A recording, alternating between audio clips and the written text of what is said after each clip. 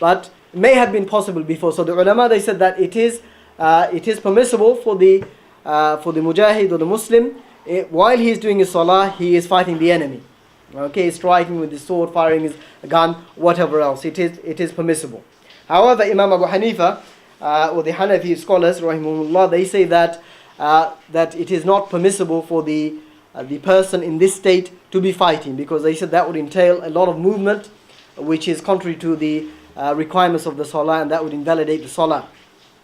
However, the arguments against that is that what other options do you have under those circumstances? You can either leave the salah until the time is elapsed, which they don't allow, even the Hanafi scholars don't allow that, or you don't fight the enemy, in which case they will attack and they will kill you, and that is also haram. So what's the third option? The third option is you fight and you pray. So that is the argument against the objections of the Hanafi scholars in terms of fighting in that situation. Okay?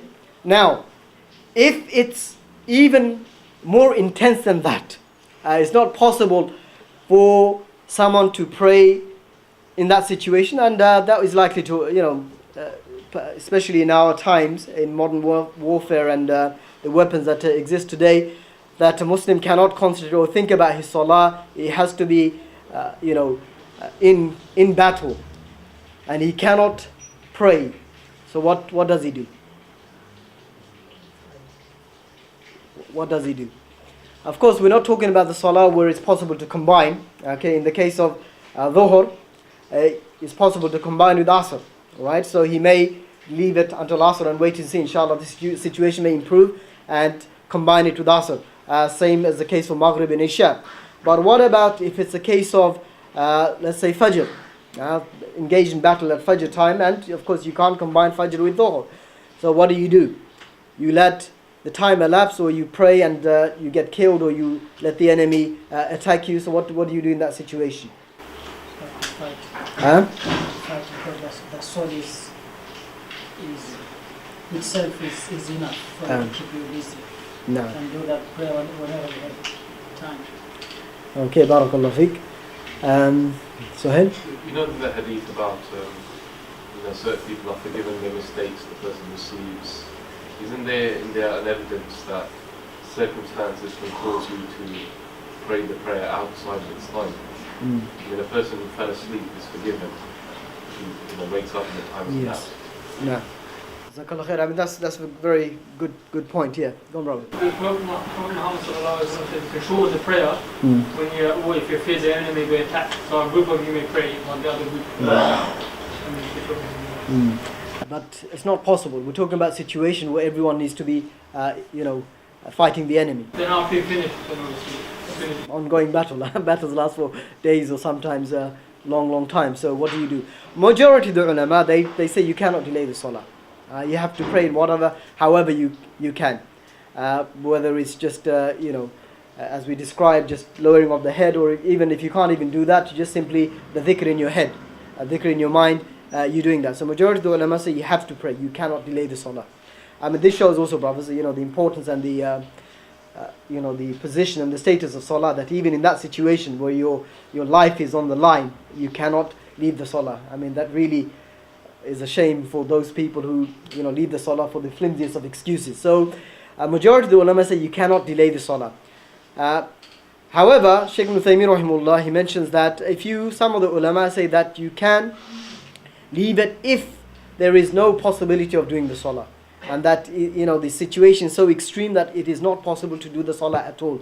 In that situation, only in that situation, you can leave the salah outside of its time, because that is what you can do. And they use al-Khandaq as what happened in al-Khandaq as an argument, and they said that Rasulullah left the salah, although Salatul Khawf was revealed after al-Khandaq, but they said that what happened in al-Khandaq is not abrogated, but still applies in those extreme situations where one cannot observe the salah. So wallahu ta'ala alam, and this is hikmah from Allah. This is hikmah, wisdom that dictates that if that is the case, the situation is so extreme that Muslims, fighting the enemy, going off to do salah will distract them, and of course that will allow the enemy to attack or defeat the Muslims, then there is great mafsada, or there is great harm resulting from that. So in that extreme situation, can the salah be left outside of its time? For example, Fajr, even if the sun has come up, or even Isha, according to the view which says Isha ends at midnight or third of the night. Although some scholars say Isha goes on until Fajr time. Wallahu ta'ala alam. I think Maghrib is pretty soon, huh? I think I just one point. Now, one last point, brothers, inshallah, if you can be patient. All of these Salatul Khawf we looked at so far is talking about Salah in Jama'ah. And some brothers asked the question last time about the individual. What do you do when you're an individual and you're faced with fear? How do you pray? Of course, the 6 descriptions that we looked at, they all look at Salah in a group. So, and some of the scholars said that the minimum requirement is a group of people, 3, as Ibn Qudama mentions. So what do you do when you're by yourself? So imagine the scenario when you're by yourself. How would you do Salatul Khawf? Of course, if you're by yourself and you've got an enemy in front of you, there's no possibility of you doing the full Salah, right? Going into Ruku and Sujood. You're not going to do that. So the options that you have left in front of you is as we described, that situation of Shiddatul Khawf, intense fear, where you pray standing or riding or towards the Qibla or away from the Qibla by lowering your head for Ruku and Sujood. This is what you're able to do when you're by yourself. Okay? And this is what Imam Ibn Qudam rahimahullah mentions in Al-Mughni. He says that if someone is fleeing from an enemy or from a flood or from a wild animal or a fire, and it's not possible for him to escape, then he prays Salah Shiddatul Khawf. And that is that last description that we looked at. And that is irrespective of whether he fears for himself or for his wealth or for his family. Okay, so in that situation, when you're by yourself, this is how you would do Salah. Wallahu ta'ala alam.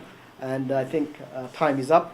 Maghrib is pretty soon. So if there are any quick questions or comments or clarification, inshallah, you can ask now. Sheikh, for the last situation before that, was it a statement of Ibn Taymiyyah? Which one was that? The last statement. The extreme fear. The extreme fear, that last statement I read out was from Ibn Qudam rahimullah. Yes, come on. If within the Jama'ah there's, who decides whether you should be praying Salatul Khawf? The Imam. So if he makes that decision, even though if the rest are not. No, because it's obligatory to obey the Imam, especially in that situation. If you've got an Imam of the army, then the soldiers have to obey the Imam. So Imam makes the decision. I mean, you know, in any battle, the generals or the leaders, they make the decision and the soldiers follow. So of course in a Muslim army, the Imam is there and the soldiers have to obey the Imam. Oops. Yes, so the Imam has the final say and the soldiers have to obey. Wallahu a'lam. What is the definition of Salatul Khawf? What is the definition? Salatul Khawf is a salah that Allah Azza wa Jalla has legislated for khawf, fear. And last week I mentioned fear for yourself or your family or your wealth, whether your fear is from a person, a people, or you fear an animal or some natural disaster, flood or fire or something like that. So how do you do it? How many rak'ah? What is how do you do it? This is what we've discussed in the last 2 sessions. How do you No problem, inshallah. Maybe if you discuss with some of the brothers, they can fill you in. We looked at 6 descriptions, so we won't have time to go through all of those again. Alright, Jazakumullah khairan, brothers. I hope inshallah that was beneficial and useful. Subhanakallahumma wa bihamdika, ashhadu an la ilaha illa anta, astaghfiruka wa atubu ilayk.